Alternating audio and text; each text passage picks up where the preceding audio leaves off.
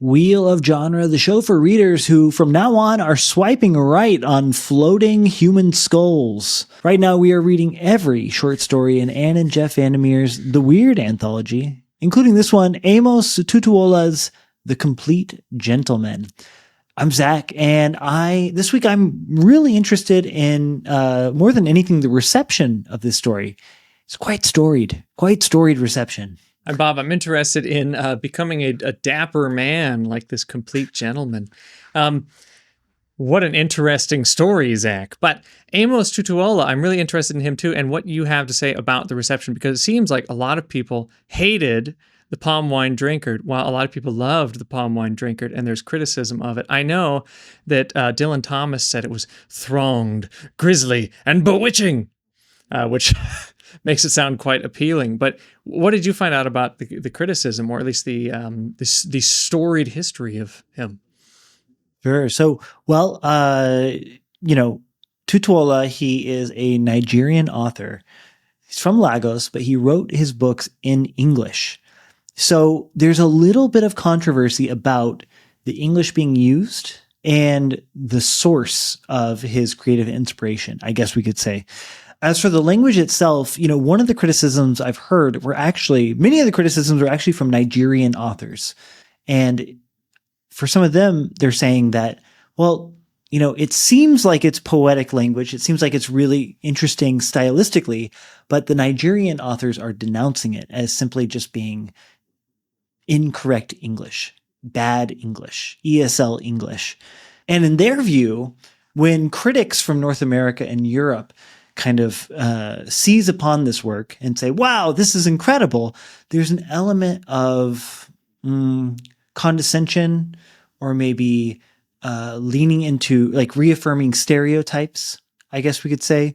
And that's what a lot of the African critics were picking up on. So like you read that Dylan Thomas quote, and the quote from him is a bewitching story written in young English by a West African.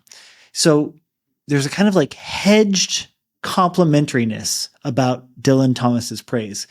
It's not just English, it's a young English. Well, what does that mean? And furthermore, he was bewitched by the story. The story is bewitching, which kind of leans into stereotypes about, West. All I'm saying is that this story, to me, as interesting as it is, the back and forth, the critical warfare is nonstop. And I have more to tell you, but I'll stop there for the moment. The critical warfare. Yeah. Imagine the white poets going, yeah, that's Africa right there. right away. You should say, wait a minute. So then if it's kind of contested about, I guess, where he's getting his inspiration from, what he's really portraying, does he talk about where he's getting these stories from, or what he's trying to do? Is he trying to do weird on purpose? Is he just throwing a bunch of things together? What is he actually doing? Oh, that's a really good question. Is he trying to do weird on purpose? Because a story that we just recorded from Alimfi Bele Quinam, A Child in the Bush of Ghosts, he's a Benin writer. And we spent time in that episode asking, is this playing into North American and European traditions of the weird? Or is it simply weird because we don't understand the tradition that it's coming from as well, from our reader perspective? And that question has a huge bearing on this, because apparently a large part of the content of not only the story, but the book in which it's contained are just retellings of local folktales, which are known by everyone around. And I found an interview with his son in the Weird Fiction Review where he talks about how, quote, he would travel to his village with an old Pi reel-to-reel tape recorder. We used to go with him if we were on holidays, and there he collected stories of all kinds. At nights in the village, he would buy palm wine to entertain his guests, who would be competing to tell the best stories they could. He would record these stories still very late in the night. This is what he did every time he was on annual leave. So this is a large part of what the critics are also saying, is that there are other authors who are going out and doing the same thing, collecting all these stories and retelling them, but in a much more high literary style. So, some of these African critics are saying they're actually a much better and more respectable representation of the African kind of like folk story tradition. Wow, we're really front loading this with a whole lot of critical warfare. We haven't even talked about the story yet. Well, it's funny you're moving on to the story here because it also sounds a little bit like the story. This is an excerpt from that book you were just talking about, The Palm Wine Drinkard. So it's not, it feels very self-contained, but I think it carries on. But it's probably one of those folktales that he collected. And it feels almost like someone going around, door to door, collecting things, except in this story, it's someone going door to door, returning things. He is the complete gentleman, and he's so dapper. Everyone says, wow, look at all those wonderful clothes. Look at all that great style. But as this woman starts to follow him to place to place to place, he's doing strange things. And one thing that he does is remove his arm. So he removes his arm, he gives it to the person he rented it from, he pays, they carry on. He goes later, he removes legs, he pays for those. He eventually removes his torso, he pays for those. He removes more and more parts until he's nothing but a skull. And I thought this was the very best part of the story, just giving back the things that you rented that are body parts, and then you're nothing but a skull. I feel like that is a little bit similar to his writing process. I like that. That's a really good connection. I mean, I'm not against the idea of authors wearing their influences on their sleeve. In fact, I think that an author who pulls from a tradition quite self-consciously, they tend to write better books, in my personal opinion. Easy examples might be Jeff VanderMeer and the Annihilation tetralogy. There's been clear pulls from a lot of these stories that we've read in this very anthology that we're reading now. And I think that those books are better because they're so wide-ranging in their influences, because it allows you to explore more ideas. Another, maybe from history, another good example would be Virgil's Aeneid, which is frankly almost a rewrite of several parts of Homer. You know what I mean? So it's like, it's better because of it. It's better for how he rewrites Homer. It's better for what he adds to it. So I guess what I'm saying is I'm not mad. I'm not mad about it, Bob. Well, here, I want to see what other people think about this too, because I want to give a comparison. Okay, if other artists are taking things and transforming them into their own story, that sounds very interesting. I wonder, though, if people would have been mad at the Grimm's brothers for when they're collecting fairy tales, if they started to put them together, if they gave a frame story, if they started modifying these tales, does it become so unscientific where you're no longer collecting, the most pure version of the tale or the most protected version of the tale? If we're starting to mess with them intentionally, does that cross a line? Well, I guess that's maybe the difference between a historian and an artist. And maybe part of the problem is that some of these critics perhaps they want Tutuola to be a historian, to give the faithful rendition. But Tutuola is at heart an artist. And you can actually go right now, you can go and Google The Disobedient Daughter Who Married a Skull. It's a Nigerian folktale, and you can find the text for the folktale in which this story is based on.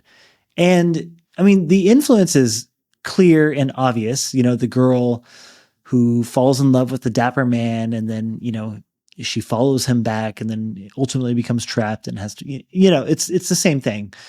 But fundamentally, it is not the same thing. Fundamentally, it is, it's less enjoyable to read. It's less creative. There's less of this kind of like dreamlike narrative, surreal narrative style. I think that the transformation that Tutuola has done to the base folktale is quite radical, and that's why we should read it. Is it his idea to have this complete gentleman with all the parts and renting all of the parts? Nope. People come and they take back all of his body parts until he's just a skull. It's the same thing.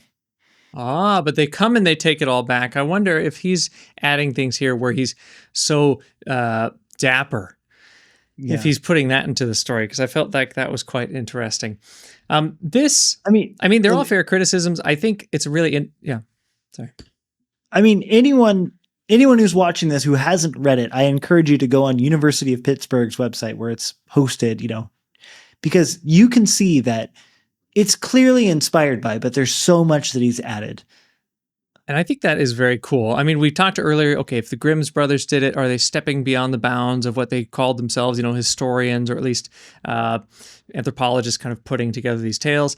But Virgil from Literally Books and I, when we were reading Avram Davidson recently, we started to think, okay, Avram really kind of messes with what the idea of a folk tale is, or what the idea of a legend is, because there's so many factors playing into a legend or a folk tale. There's one person, because it's an oral tradition, passing it on from one person to another, a whole group listening to it, people trying their best to remember it, someone contradicting the other one. Whoever has the most authority in that circle will be right, whether they're right or not.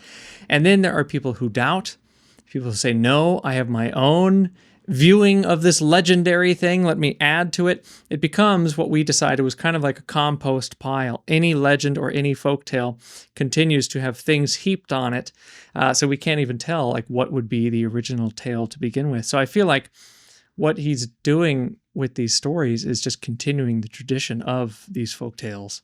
But all of that said, I mean, do we still think that it's weird if it's retelling folktales, telling it in your own way, making it kind of this postmodern position of saying, I'm just going to tell whatever story I want from any combination?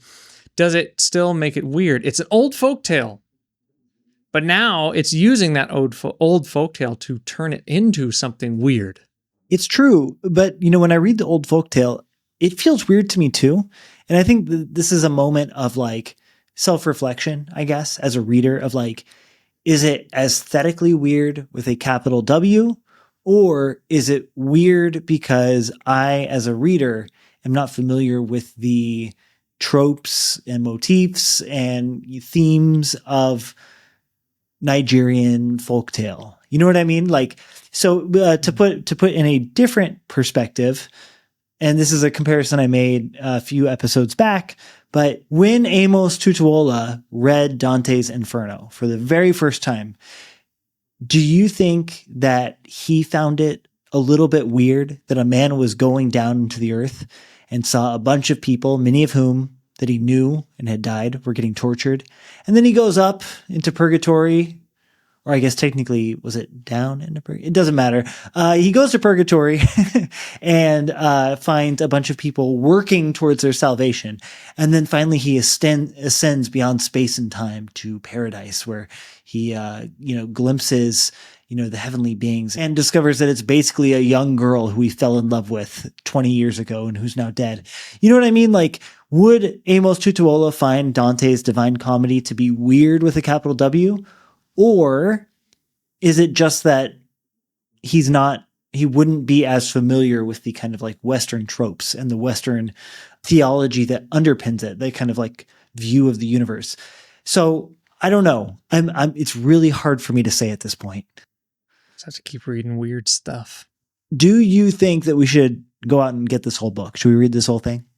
I think it's great. If I see more dapper gentlemen piecing themselves together bit by bit and paying the rent, all right. Yep, you'll catch me grinning like a skull. All right, I'll talk to you later, Bob. I'll see you in purgatory, Zach.